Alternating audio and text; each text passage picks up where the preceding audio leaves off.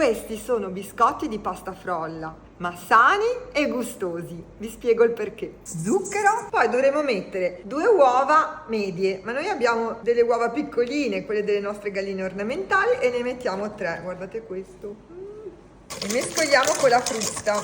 Pesiamo 80 grammi di olio Riviera Ligure DOP. È molto importante utilizzare questo olio per il suo sapore, che è delicato e quindi adatto ai dolci. E aromatizziamo con la scorza dei nostri limoni. Pizzico di sale e iniziamo ad aggiungere la farina un po' per volta. E poi lavoriamo con le mani.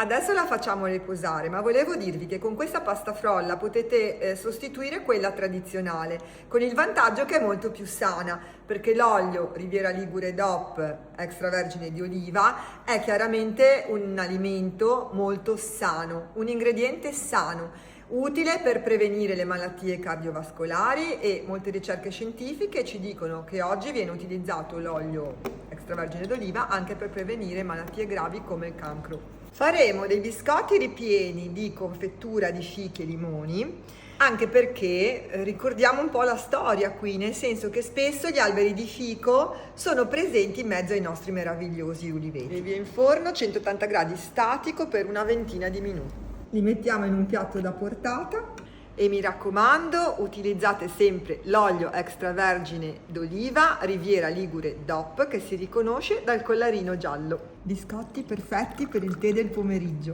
e non mi sento nemmeno in colpa.